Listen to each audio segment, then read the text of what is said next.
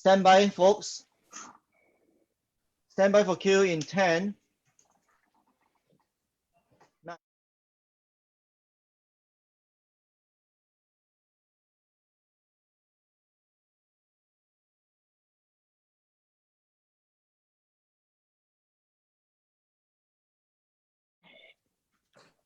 Hi everyone, welcome to another session of In Conversation with David Strike. And today I must, share with everyone that it is a session not to be missed. We are actually crashing into discussion between two technical gentlemen, which is of course David Strike and also Michael Menduno. So just to share a little bit more about these two gentlemen, I think everyone know who David Strike or Strikey is. Strikey is the ADEX ambassador and also technical diving for pioneering technical diving for ADEX ambassador. And the speaker for today, we are having none other than Michael Menduno, all the way from US at 3:30 a.m. where he's also an award-winning reporter and also a technologist. A little bit of like a backstory on who Michael Menduno is. He's actually an award-winning reporter and also a technologist who has written about diving and diving technology for more than 30 years. In addition to his reporting duties, he serves as the editor-in-chief of GUE, or Global Underwaters Explorer, new blog In Depth, a contributing editor for Europe Alert Diver and X-Ray Magazine, and also a staff of deeperblue.com. His magazine Aqua Corps, the journal for technical diving from 1990 to 1996, helped usher tech diving into mainstream sports diving. He also produced the first Tech, Eurotech, and also Asia Tech conferences and organized Rebreather Forums 1.0 and 2.0. Michael Menduno is also on board of the Historical Diving Society of USA. Herewith, let's not wait any longer. I shall pass over the baton to Strikey to have this conversation with his very long-time friend, Michael Menduno. Nora, thank you very much. Thank you, Nora. Ladies and gentlemen, Michael has just crawled out of bed at 3:30 in the morning in California. It's 9:30 at night here in Sydney. So Michael's drinking coffee, I'm drinking wine. So it's I think you got the better deal. Over many years, Michael and I have had a number of deep, meaningful and interesting conversations about diving, but funnily enough, I've never learned a great deal, and we've never sort of spoken much about Michael's sort of early years. And obviously a person who is very well known for Aquacore magazine, that iconic publication, but possibly how did Michael get into diving? So he and I, in earlier conversations, he was telling me a little bit about his academic background, which, to say the least, is varied. Michael, you mentioned about your weird school history. Look, start off right at the beginning. Michael went to school. When? I did. Yeah, so I was, let me see. I dropped out of high school. I went to grade school normally. I actually skipped a grade, my fourth years of school. So we have kindergarten and then first through ninth and then high school and college. So I actually skipped fourth grade. They promoted me from third to fifth. And I remember that summer doing homework, learning my multiplication tables with Mrs. Zimmerman. So, and got to skip ahead. And I was always a little troubled in school. I had trouble with authority, they told me. So I was a bit of a troublemaker, but they allowed me to skip. I was a smart troublemaker, I guess. So they allowed me to skip forward. And then when it came to high school, High school was in the late 60s, the summer of love, 1969, that whole period. So I ended up dropping out of high school and hitchhiking around Europe and the like, and decided that's what I did for a while. And then after a few years of that, decided that I actually should go to college. I got inspired. You were hitchhiking around for what, in Europe for a couple of years? Well, it was most of a year, actually. I ended up hitchhiking around Europe, and that was great fun. And US and Europe. I eventually, started in the US and eventually went over to Europe. And this was the hippie era, tune in, turn on, drop out with Timothy Leary. And we were taking LSD was the thing LSD and pot. That was the drugs of choice during the period. So, but then I completely cleaned up, went straight. Did I find religion? Then might have found religion for a while. And I ended up going to college. And I ended up my first year taking, I never really liked math. I never really felt so good about math. But I ended up taking a math class my freshman year, and I just loved it. And so my second year in college, I basically took all the junior and senior math classes and aced them all. And one of my professors at the time, I just fell in love with math suddenly. And one of my professors at the time had been at Stanford University, and he said, "Hey, there's this new program they're putting together called Engineering Economic Systems." It was sort of a quantitative way of looking at the world, doing modeling and everything else. And he said, you should consider coming to Stanford grad school. So at the time, I was married, I had a couple of kids, I was working part-time and borrowing money to go to school. So I thought, why be an undergraduate if I could be a graduate student, So long story short, I ended up applying, and at the end of my sophomore year in college, I transferred to Stanford Graduate School. I started in their engineering department, but I found that engineers they just butchered mathematics. They just had no sense of elegance and the beauty of math. So I ended up leaving the engineering school and changing over to the math department. And got my master's in math and started working on a PhD in algebraic topology. Michael, I'm going to interrupt. Now, your PhD was in, correct me if I'm wrong here, algebraic topology. Correct. Which is the study of shape. Please say it. What is algebraic topology? Well, it's the study of form, topology, shape, but using tools of algebra, symbols, groups, and things like that to analyze shapes.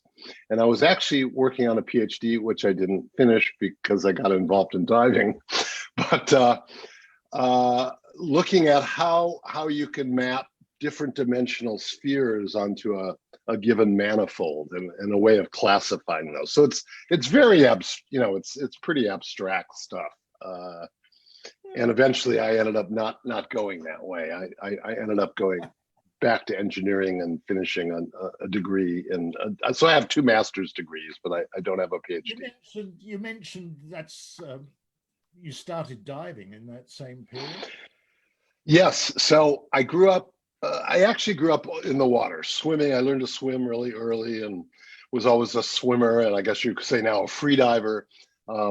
When I was growing up, and reading watching Jacques Cousteau movies, of course, and Mike Nelson's Sea Hunt. And so when I ended up going out to Stanford in California, they had an ocean there. I never learned to dive in Lake Michigan, which is, where I grew up along the shores of Lake Michigan. But I came out to Stanford, and there was the ocean, and I decided to learn to dive, and that just really changed my life, or set my life in motion, I guess. And then I learned to dive out there, and I actually spent, when I was in the math department, I had a deal where I could, I taught freshman calculus for a semester, I had a research semester, and then I had a semester off.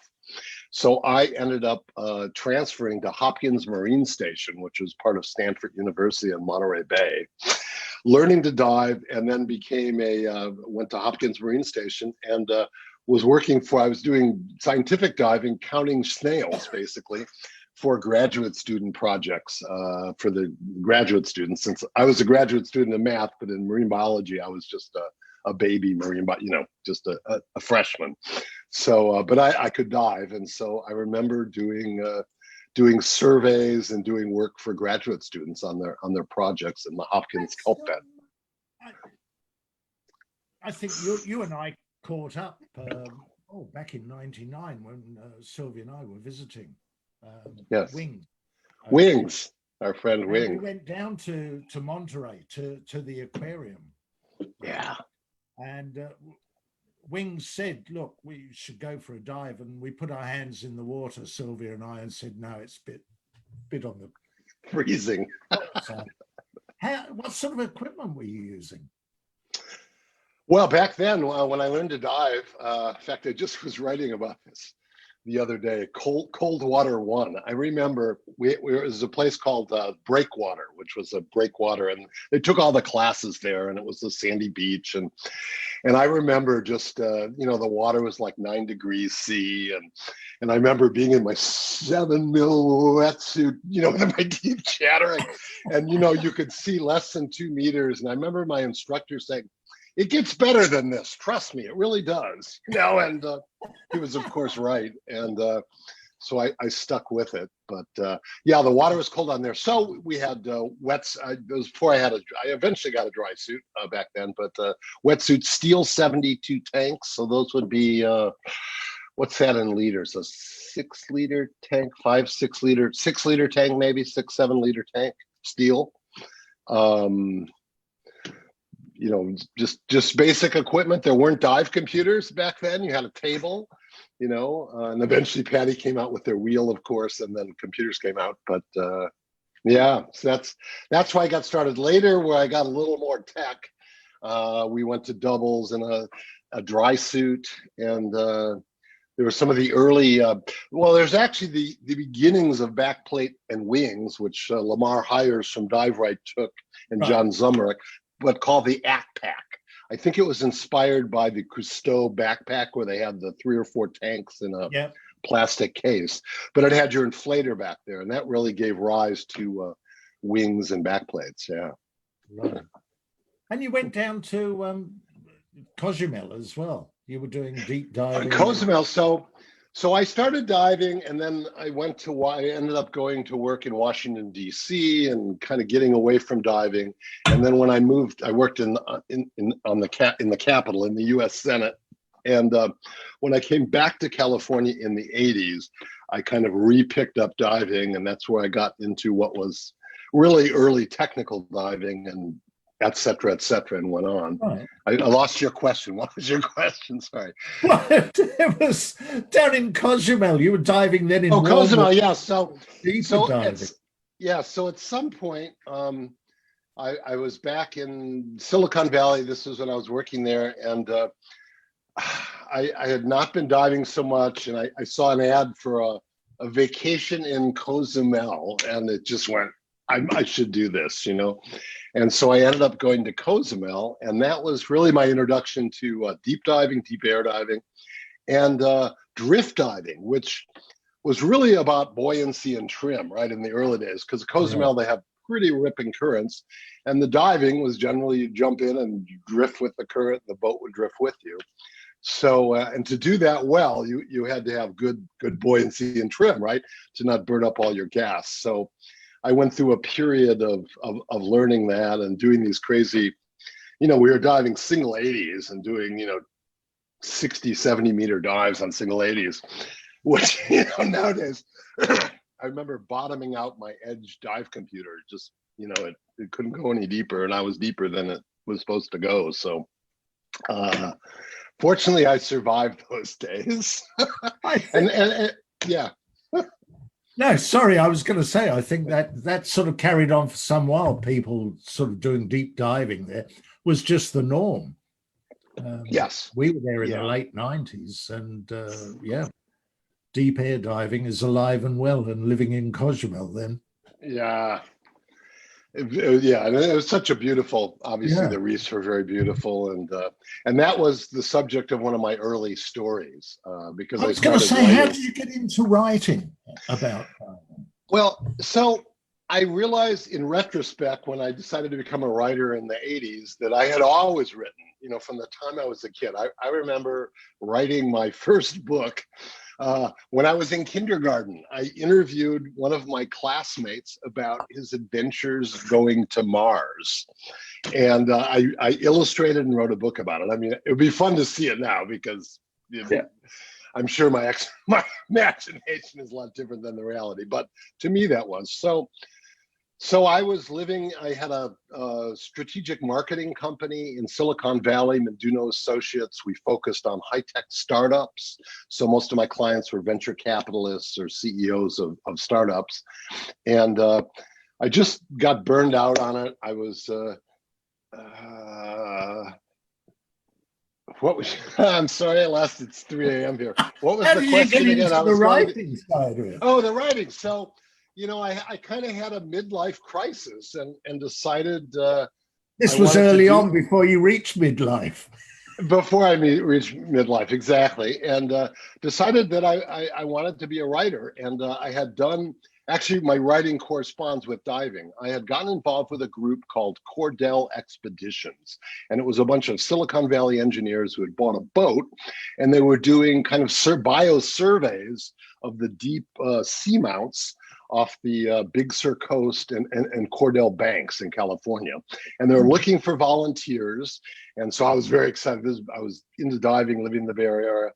And so you had to qualify, show you had skills, and have doubles and a dry suit. So I created a set of doubles with these steel 72s and what you might call a cheater bar. It kind of fit over the two cylinders and you tighten it down, but it was just, it was dangerous.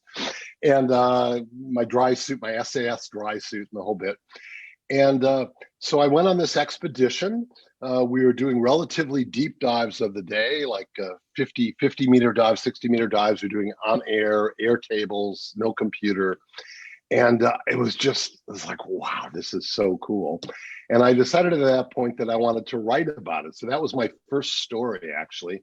And I remember pitching it to all these different dive magazines in the US, and no one would touch it because they said, you're not supposed to do that.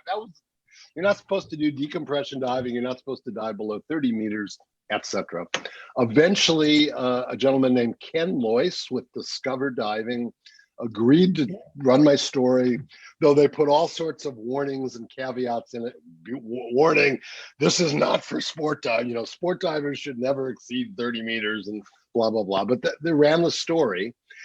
And that got me going. And actually, my second and third story were about Cozumel, drift diver in Cozumel, which I was eventually going to write a book about, which I never did. And then another on a place called Point Lobos, which is a state park on the ocean in Monterey Bay. So diving and writing to me started at the same time. Yeah. So how did you get, what came first, Aquacore or Key West? You worked with Billy Deans a lot in Key West. Was that pre-Aquacore or? Yeah, so no, it was actually post. So after this expedition, I started writing about this and doing more research, and I discovered there were all these groups around the world, really, but around the country, secretly doing deep dives, right? There were the Northeast wreck divers, people doing the Doria and stuff, but it was all hush-hush. Cave divers, same thing. And it was hush-hush because you weren't supposed to go deeper than 30 meters and you weren't supposed to do deco dives, though people were.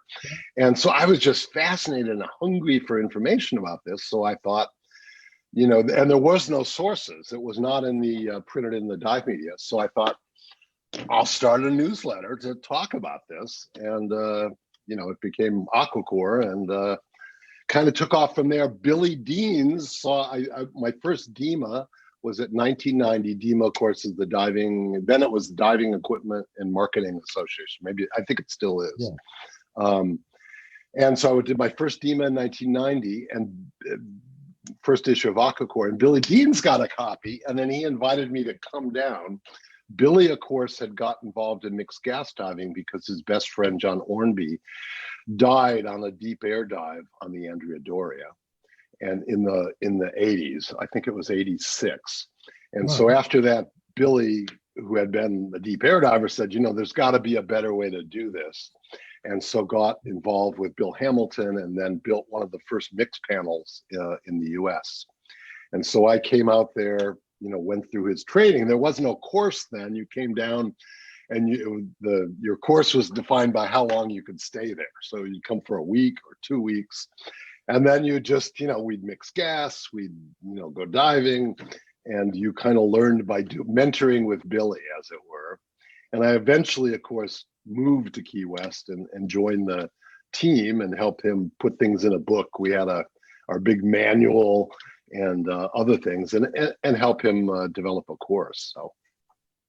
And this was simultaneously with AquaCourse, so you were putting right. together. So he said that.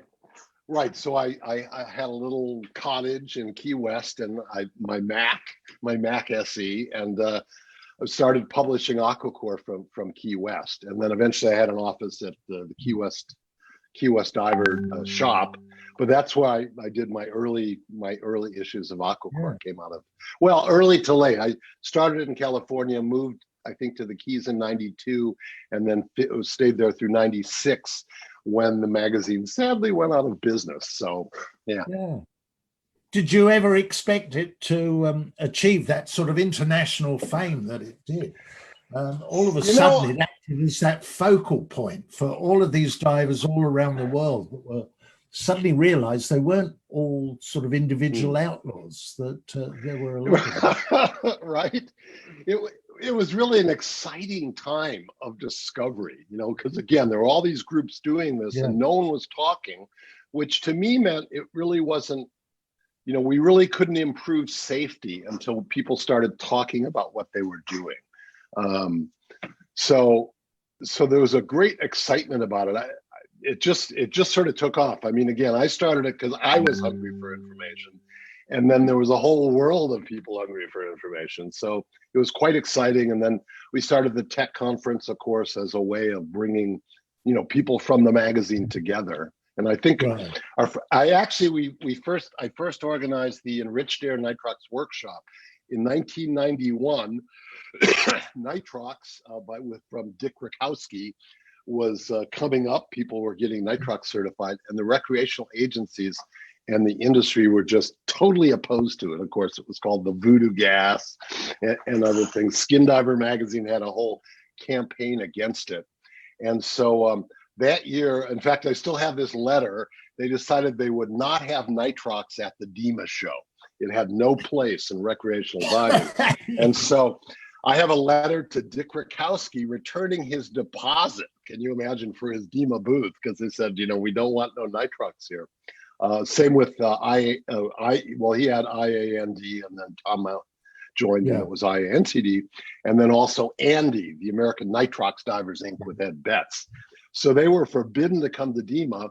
So there was some negotiations involved, and we ended up creating a workshop right before DEMA to debate the issues, to bring everyone together, the nitrox people, the recreational people, to hash it out and kind of talk it out. And that was held in the same sort of area as DEMA taking place. So. Right at DEMA, right the weekend before. DEMA always started on a Wednesday, so we'd have the weekend before.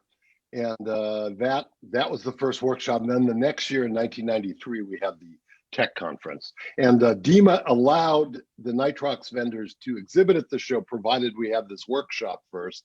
And it was interesting, the first page of the DEMA catalog, you'd open it up, and there was a big warning, nitrox, may be incompatible with scuba gear, warning, and what was funny is nobody had any clue even what nitrox was. So they'd open the book and they go, what's nitrox? And then they'd, go over to Dick Rakowski's booth or Ed Betts' booth and learn about nitrox. So anyway, so that got all of that started. Yeah, but they really were sort of very funny times, that introduction just of nitrox that's now such a key part of mainstream training organizations. Right. Well, there was A good part of it. You know, the old saying, of course, there are old divers and bold divers, but no old bold divers. You know, it's good for diving to be cautious and not immediately adopt any new idea that comes along. Though in our case, it was really ignorance because nitrox had been around for quite a while. Morgan Wells and working with Dick Rakowski had developed it for NOAA, the National Oceanic and Atmospheric Administration, and they were using nitrox, albeit just a couple of mixes. That's where nitrox 1, which is a 32% oxygen, and nitrox 2, the 36%, came from. And of course, it's been used by the military for sort of several decades. Right. So it wasn't anything new, but it was new to the recreational, the sport diving industry, which did not have a lot of depth of knowledge, obviously. Now that's changed. Now, if you look at, you know, the leading sport tech people, I mean, are as knowledgeable as anybody on the planet, probably at the leading edge of diving, certainly. But it wasn't that way in the past. So, yeah. And how did that ultimately, it's sort of jumping ahead, but then the introduction of helium as well, sort of somewhat similar to the intro of nitrox in terms of opposition. Yeah, I mean, I think nitrox was more frightening to the industry because it could apply to everybody. You know, they viewed it as a technical thing, but really they were worried that recreational divers would start diving nitrox. Yeah. The helium mixes people were less worried about.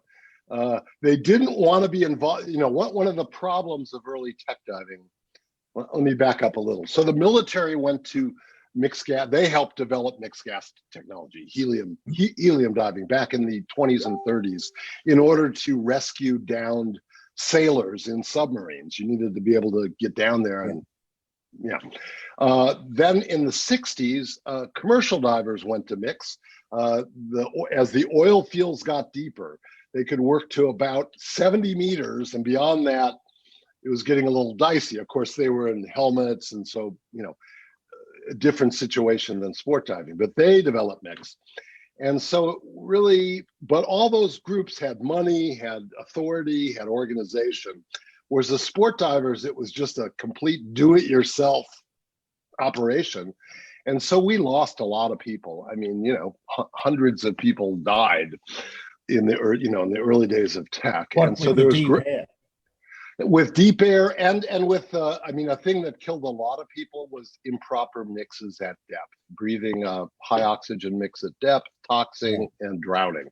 So that was a big concern in the early days. And the problem was that we were just on a do-it-yourself basis. So it really took the tech community a while to get its shit together, if you will. And that was this, of course, during that early period of aquacore. We're talking about open circuit diving in the main. Yes. Yeah, so I mean, there were. How did rebreathers, you know, your involvement with rebreathers start? Well, we knew about rebreathers back in the day. And of course, Bill Stone, prescient Dr. Bill Stone, at his 1987 Wakulla Springs project, which was the first really large scale mixed gas project, had the foresight to know that open circuit was only going to take us so far and that we needed rebreathers. And of course, this is in that project, Bill spent 24 hours underwater on Fred, his first generation cislunar rebreather. Fred stood for, God, I don't remember. It's too early in the morning to remember. The R stood for rebreather, though. Yeah, the R stood for rebreather, and it was and it was a fully redundant rebreather. So Bill had this great insight that, you know, you life support. So he had two rebreathers in one. I think the thing was 170 pounds, so it was a heavy, big box. But nonetheless, so we knew. So even in the early days of tech, we knew that we wanted rebreathers. The only rebreathers were around were cislunar and Bill's, you know, Mark I, Mark II, Mark III, etc. And then converted military units, the Mark V, the U.S. Navy Mark V, the Carlton. And so a lot of people converted the electronics for that to make it suitable for sport diving. Walter Stark as well had the Electroline. out. In the 60s. Yeah, that was really, Yeah. the first, one of the first electronic rebreathers. The limiting technology was oxygen sensors.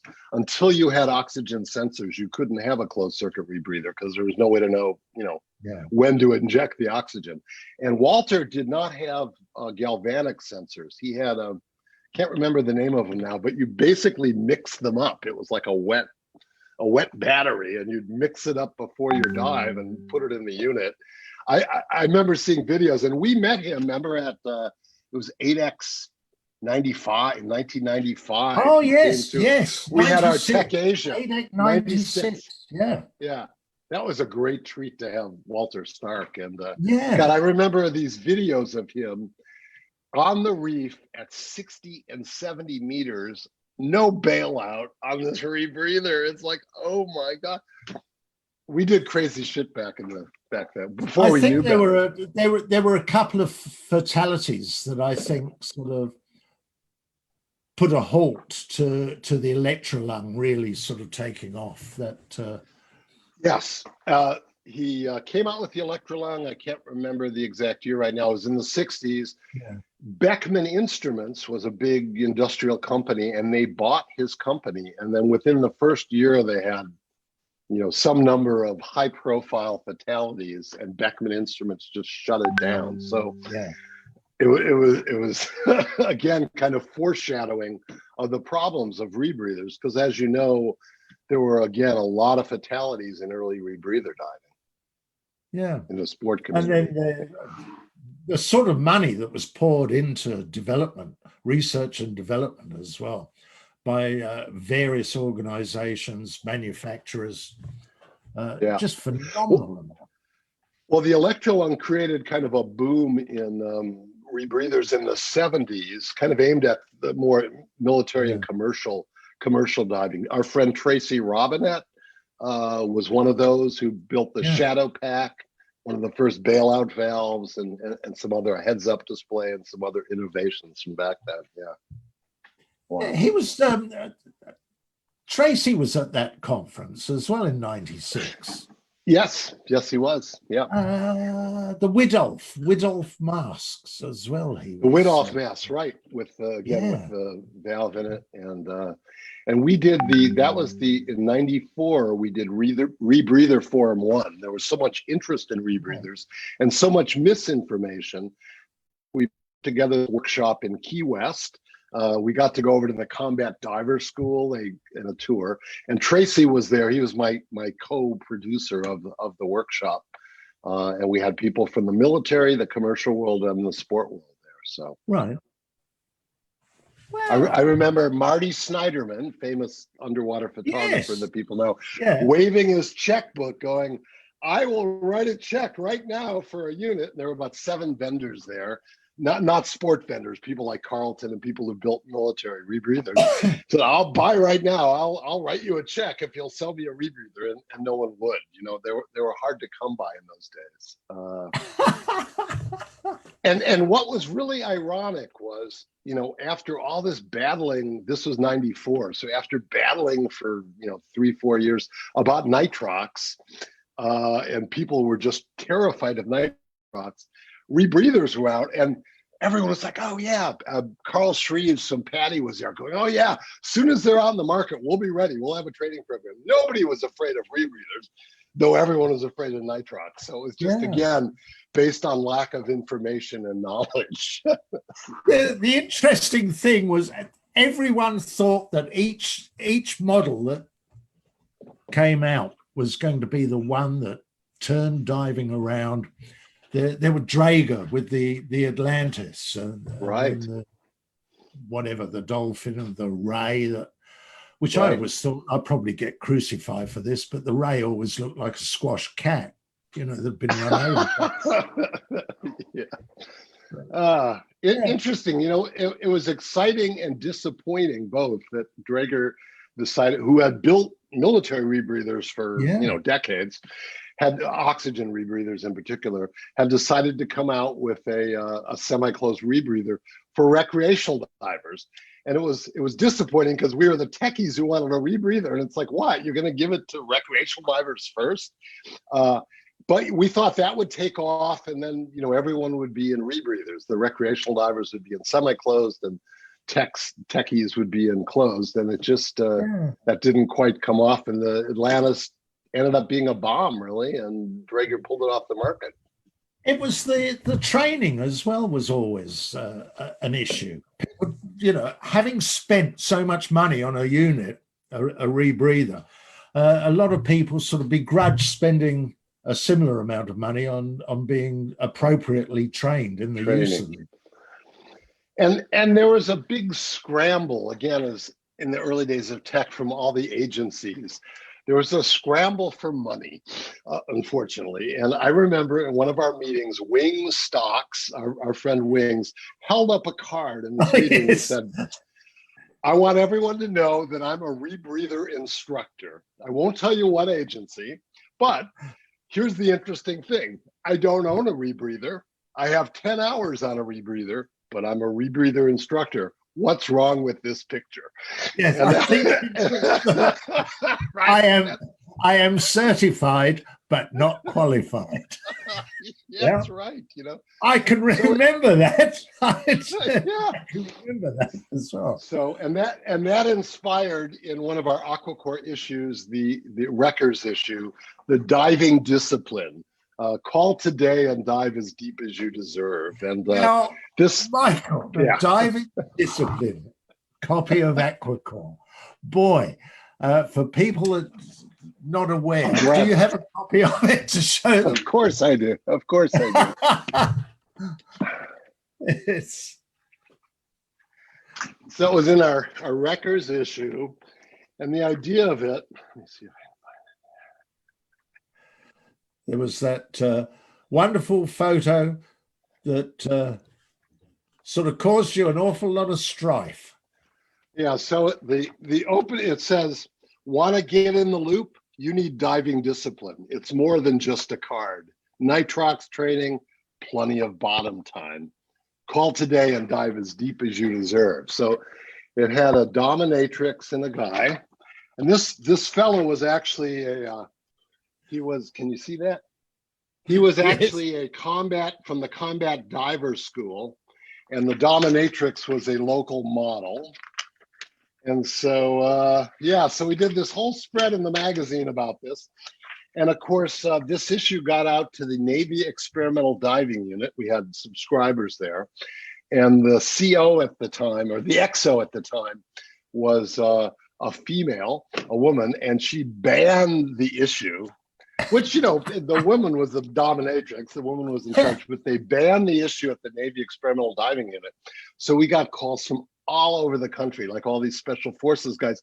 I heard that, can we get a copy of this? We heard that. I was going to say, the ideal way to boost circulation is to ban something. Yes. Yeah, absolutely. So, so anyway, so it became kind of infamous, and we had some fun with it. How long did Aquacore run for? We launched at DEMA January 1990. DEMA used to be in January, and ran through DEMA 1996. At which point I was out of money, and I actually had to walk from the tech conference and write a $30,000 check to the hotel, and I think I had about 1,000 in the bank account. So I had a few dramatic weeks of covering that check. But we in '96, so it ran for 6 years, basically. Right. Yeah. And in that time, it really sort of established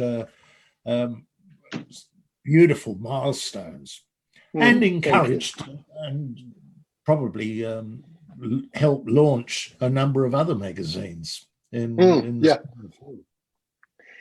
definitely became, when we started, there wasn't a name for tech diving. In fact, in the first issue of Aquacore, Bill Hamilton called it high-tech diving. Call it high-tech diving was the name of his article. And it wasn't until 1991 there was a great pressure to have a name for it, primarily because the recreational industry did not want anything to do with tech diving. They wanted it clear that this is not recreational diving. If you guys die, we don't want the government coming down on us. So we needed a name, and I've told the story a bunch, but I had friends who are climbers, technical climbers, and that word technical just seemed to have all the right ring to it. And so we started using it in the magazine in 1991, called it Technical Diving. And then that fall, Drew Richardson, who was then a vice president of PADI, he's now, of course, the CEO of PADI, penned an article in the Undersea Journal called Technical Diving, Does PADI Have Its Head in the Sand? Because they were getting pressure to get into this. And that cemented it. From then evermore, it was called Technical Diving. So we really owe that to Drew and PADI to help cement the name in. Yeah, so.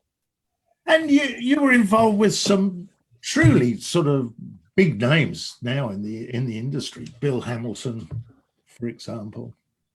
He was fascinating. He was, and really instrumental in tech. You know, most of the establishment, again, and including the hyperbaric, the research docs, yeah. You know, tech diving was just sort of sketchy to them and dangerous, obviously. But Bill saw that it had, you know, that we had something, that exploration was a valid reason to move into this technology, to go deeper and stay longer. And so he put his credibility on the line, saying these people have something, they're not crazy. And so he started helping people like Sheck Exley and Parker Turner, who started WKPP, which led to GUE, Bill Stone, and others. Here was, you know, he would communicate with him and get Bill would cut tables for them for the different dives that they were doing or planning. Because you needed tables easy to mix the gas. That wasn't hard, but how were you going to do? What were you going to do after you got down there? So having tables was the key limiting factor. And I don't think we had software until, I want to say 93 or 94, until there was Deco software that people could run their own tables. But before that, you had to go to a Bill Hamilton or someone to get your tables. Yeah. I mean, even computers were fairly sort of limited in their scope. Yeah, in the early days, you know, they were just air computers until Dive Right came out with a nitrox computer. But there were no helium computers back in the early 90s. I think the first one was wasn't it Kevin Gurr with the VR computer from the UK? He was the first one who created a mixed gas computer. Right. Yeah. Oh. So, where did we get to? Oh, Rebreather, the Rebreather Forum 1, and then you had a follow-up, the Rebreather Forum 2. We did a couple of years later in 96. It was actually after Aquacore went out of business. I mean, again, I ran out of money. I was in Key West. I spent 6 months, you know, pitching people to give us money. I went and pitched PADI. John Cronin was there, and I had the PADI board, and I went in and made a pitch that they should buy Aquacore in the tech conference. Would have been interesting to see how that would have worked out, but Rebreathe. Oh, so anyway, so I ended in 96, but we still had an interest in rebreathers, and it seemed like at times, since now the Draeger unit was out, etc., that we should have another rebreather forum. So I actually, PADI was one of my sponsors, along with some of the vendors. Right.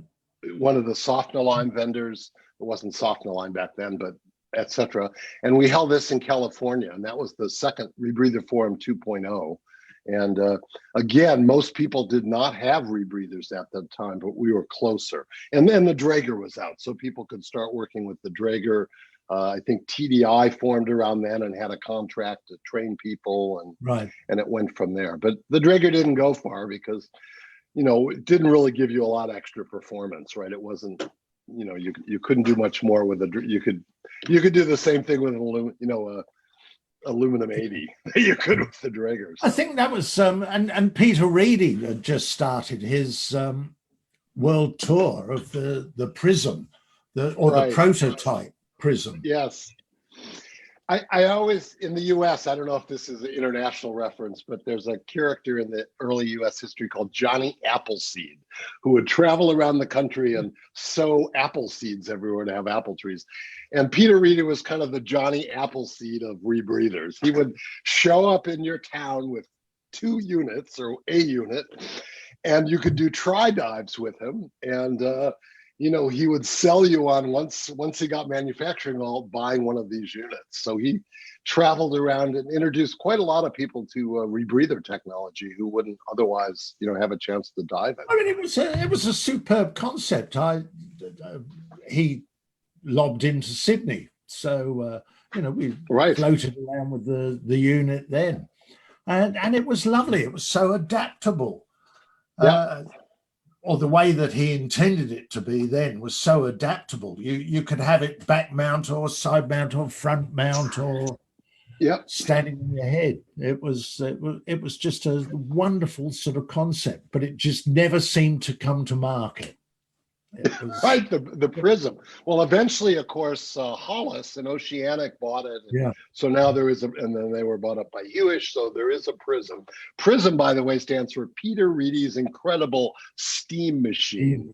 So so he was one of the key early people. Him, Stuart Clough was another. Then the Bill Stone. Yeah. And then there were a whole number of photographers, again, like Marty and Howard Hall and Bob Cranston, who had converted military units. They had to tweak them because the early military units, I think, just ran at a 0.7 set point of 0.7, PO2 of 0.7. But that was it. And it was just fixed. You couldn't vary it. So you had to change the electronics so you could get your PO2s up.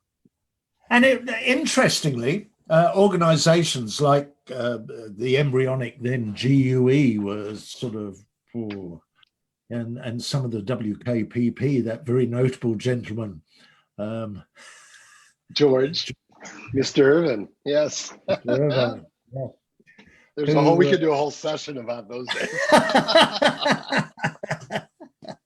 Seemed totally opposed to them, you know. It was well, GUE was actually opposed to rebreathers until just, I'm trying to think exactly when it was. I think I gave a talk at their 2014 conference, and there were a few people like Jared Jablonski and Richard Lundgren who were personally diving rebreathers, but the ethos of the organization was this came from the George days. I think he's famous for saying to Martin Parker that he should pack a shovel with every rebreather. You know, so they were very much opposed to it until they weren't. And of course, they've kind of gone their own direction. They had the that Halcyon rebreather that looked just about the size of a normal family refrigerator. The fridge. They nicknamed it the fridge, right? And it was a gas extender, a semi-closed unit. Interestingly, that is still the RB-80. Evolved to the RB-80. It shrunk in size and all that, and it is still around and being used. I know the people at Karst Underwater Research who've been exploring Weeki Wachee and doing these incredible, 150 meter, 14-hour, 150 meter deep dives. But they're using the RB-80 as a side mount unit as a bailout, to extend their bailout. So it found some usefulness, but yeah. Why are they doing the deep dives, Michael? You say they're doing dives to what sort of depth? 150? Who? Oh, Kerr. So it's a group, Andy Pitkin, Brett Hemphill, Matt Vincenci, I think it is. That group, I did a story about them a while back, but they're doing just some amazing deep exploration work. I mean, they're doing these, pushing these leads out, just incredible. And ending up in 12 and 14-hour dives. They have habitats. It's quite there's a set purpose in the depth. It's not just a case of no. It's cave exploration. So Weeki Wachee is one of the famous caves that they've just been exploring down to, I think they pushed it to like 400 feet. And their new lead this last season was 400 feet. So that's 120, 130 meters. And a mile into the cave. So that's where you start the next dive going forward. So that's like kind of wow. I know, talking to Richard Harris about some of those dives that they've been in the Pierce Resurgence. Just phenomenal. I know. Right. Well, small water-filled holes under the ground hold no appeal for me. Right. And they're diving 2 rebreathers too. They have the dual legs, a rebreather backup, because you can't take enough open circuit bailout to get yourself out of that. Yeah. I think it was one of the very early Oztecs, the 2000 Oliver Isler. Yes. He had a backup rebreather for some of his solo cave exploration. Yeah. He was a real pioneer in the 90s, right? And he had that idea. It was a semi-closed unit, but it was a dual 2 rebreathers, a redundant semi-closed, and then he had an oxygen rebreather for decompression. So he was actually diving with 3 rebreathers. Most amazing sort of outfit. That and you and I have spoken about this periodically. The whole concept of depth. How do you feel about depth, actually? Well, you mean? Well, that's very general. The history of diving is a story of going deeper and staying longer. Right? It's the whole story of diving is that, and it's interesting. We just did this story recently in depth on the last Ahmed Gabr, the last world record holder, and the whole idea of depth records are it's very controversial and nuanced. In a way, as a community, it's our genetic predisposition to explore, to go deeper. You can't imagine a mountain in the distance where you go, oh yeah, what's on top of the mountain? I don't know. No one's been there, or what's down there? Don't know. No one. It's our job to go explore these places. So as divers, as a community, our job is to go deeper. But as individuals, it becomes questionable, like deep diving records. Are they really? So there's got to be a balance. My theory on that, it's like putting live ferrets down your trousers. Right, which could be very painful. Yes. Just to see, how long you can survive with live ferrets stuck down your trousers. Right. Unless there's an actual purpose in going deep. I've never sort of seen the point of depth records just for the sake of getting down and coming straight back up again. Right. Yeah. Whereas in context, like I think of Nuno Gomes, who has had the world record. But he has spent his whole life doing deep cave diving, exploring caves. And then he went and did, I think his record was to 318 meters. So for him, it was not his crowning glory. Hey, I'm the world's deepest diver. It was just yet another bit of work that he had done. Whereas many people are chasing that. If I could only be the world's deepest diver, then I'll be, making that into a big thing in itself. When in really fact, those dives in some ways, you're going down a line, grabbing a tag, and just coming up. There's not a lot involved in the dive except surviving. Yeah. And the bragging rights afterwards. The bragging rights afterwards, right. So I think those could be diminished. Or maybe if the bragging rights were diminished a little, then people wouldn't be, chasing these depth records. But interestingly, you've taken up free diving. I have. It's been. Just talking about depth, because once again, the free divers are really pushing the depth limits, aren't they? It is. It's a little different mindset, though, in that free diving, it's really more of an athletic.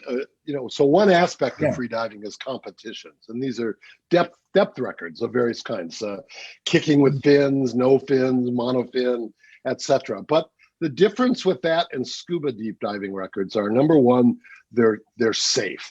Competitions, they've had 2 fatalities in 30 years in competition because they have good support and all that. So relatively safe, and it's an athletic event, right? I mean, it's on a breath hold. How far can you go on a breath hold? Yeah. Whereas in scuba, it's highly dangerous.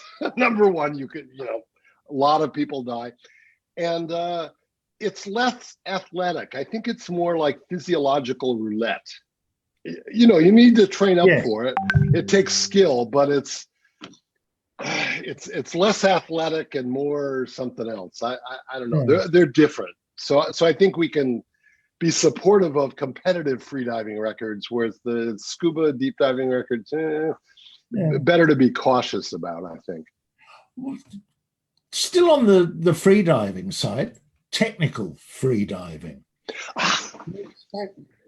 Very exciting. This is absolutely fascinating. Technical freediving. So this is really the cutting edge of diving right now.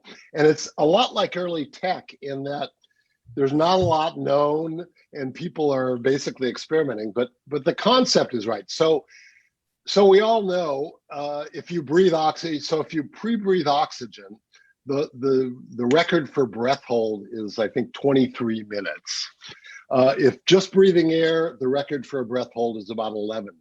So oxygen gives you this advantage in breath hold. So Kirk Kroc, a true pioneer who founded performance freediving, noticed on a dive once that he had been breathing oxygen at the surface, and he went down. Some of his people were on the line decompressing. He went down, and he was able to stay there for, and they were going, "You're not breathing. You got to go up." And he's like, "What? What?" So he realized that, hey, this makes some sense. So the idea of technical freediving is pre-breathing a gas mix, like nitrox in particular, oxygenating your body, and then it allows you to stay down longer, and it may actually eliminate or reduce the risk of hypoxia, which is the primary risk in freediving, that you'll black out underwater at the surface and sink. So people are just experimenting, but there's a lot we don't know about it. For example, oxygen limits. Can you breathe pure O2 at the surface and then dive to, say, 40 meters, 50 meters on a breath hold and not tox? The thinking is, you could do it once, but could you do it twice or 3 times or 4 times? It's not known. We haven't worked that out. And, there's not even, we don't even have decompression algorithms for freediving. It's very different than compressed gas diving, where you're down at depth and then you have to come up slowly. Freedivers hit the depth, but then they're rocketing back up and doing it again and again and again. So we don't even know about decompression for freedivers. So it's still a frontier. Right. Can't they do chamber experiments with a lot of that?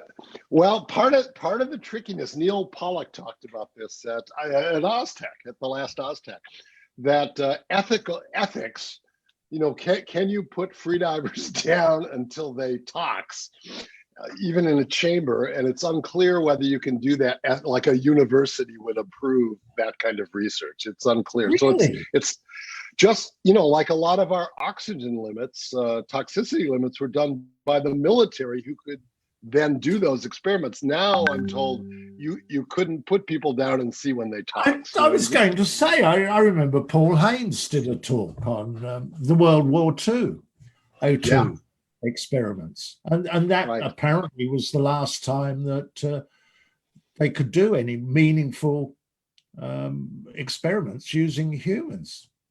Right, just from ethical considerations. Yeah. So I'm not sure how freediving is going to figure it all out, but I'm sure, divers are in an industrious lot. So I'm sure we'll figure out a way to figure it out. I mean, I suppose that's sad in a way, isn't it? We all like to think that we're ethical, but right. It would be good now and then just to bend the rules a little bit. Right. Yeah. Well, we wouldn't be where we were if we hadn't, right? No. So, and now your current involvement is you're doing GUE in depth. Well, so we do the in-depth monthly magazine, which is GUE is the host of it. The magazine is really for the entire technical diving community. It's not a GUE-centric publication at all. It's in some ways their gift to the community, or their contribute back to the community to have this magazine. So I do that. I work with Dan Europe. I'm one of their editors for Alert Diver and the blog. Really enjoy that. I've spent a bunch of time translating scientific papers into articles to make them, the science more accessible. So I love doing that. And then, I have other people, X-Ray Magazine, I help out and also do some writing for Deeper Blue and the like. So I love it. I love being an editor again. It's fun. And back to that very beginning, your academic sort of background would really sort of lend itself to a lot of the writing that you're doing in terms of technology. I like, science and medicine has always appealed to me. I mean, I grew up wanting to be a nuclear physicist is what when I was a kid. That was my ambition to be that. But diving is way more fascinating and interesting, just because it has all these great components, from science and the medicine, the physiology of diving, to the experience of it. I mean, it's just the athleticism of it. It's got a little of everything. So I just find it a fascinating world to be in. Yeah. So where do you get to dive very often at the moment? Well, with the lockdown, it's been a little problematic, but I'm just started. I swim a lot. Fortunately, I have pools here, and I swim a regular. I probably do about 15K a week swimming, and just starting back into diving. So I have a trip coming up in a week or two. Yeah. Where's that to? Just on the coast. Right. I'm about 2 hours from the ocean. So this will be out of the boats run out of Redondo Beach or Long Beach. Yeah. So, sorry, what time of the morning do you have to get up to go there? Yeah, early. No, not through. Bearing in mind that I've got you out of bed at 3 o'clock in the morning. I have to leave the house usually about, it's like a regular dive trip, right? About 4:30 in the morning, like that. So yeah. Oh, what a wonderful time of the day it is. Yeah. That's where divers know this time, because right, they're up flocking gear in their car and getting ready to go diving. Yeah, that's the beauty of living in Sydney, is that it's right on our doorstep. So tomorrow morning I'll wake up at a respectable sort of hour and trundle off just down to the beach. All right, Strikey's Reef. Yeah, and then bacon in the boathouse afterwards. Bacon in the boathouse. Right. I'm just looking. We've just been told that our time's up. Oh my God, it went so quick. That went remarkably quickly. Do we have any questions to answer? Do we have any questions? Do we have any questions? Nora, are you there? I'm here. So we do not have any question at the moment. Okay. I'm sure they were just pretty much intrigued by all the stories, and I am, for one, for sure, am very pleased that you don't go and become a nuclear physicist and became an editor instead. I wouldn't know what would you be bombing or something like that. Right. Yeah. Okay, so yes, we have reached the time, unfortunately, and I'd like to thank both of you to be on this platform to share with us stories of what you've been before you became a diver, and also what you're doing right now. So Michael, thank you very much for your time and waking up really early in the morning. Right. Give us your stories with the ADEX community, and of course for David Strike, excuse me, for facilitating and actually coming up with all these wonderful questions, which I don't know, nobody else could do, but Strike here, definitely. So David, you have anything you want to say to the audience? Well, I just never got around to sort of thanking once again Michael, who looked after me many years ago when we were in Raffles Hotel drinking dry martini. Oh, yes. The night I had to escort you home. Yeah. But, no, Nora, thank you very much. Michael, thank you, mate, for getting out of bed so early in the morning. And Now that you're awake, you can go to breakfast. Right. And thank you, Nora and ADEX, for putting this on. I'm really honored and happy to be here. And was waking up at 3 was a small price to pay to be able to spend an hour with my dear friend David Strakey. So, Nora, thank you. Michael, thank you. And we shall speak We will. again. All right. Take care. Bye, everyone. Okay. Bye.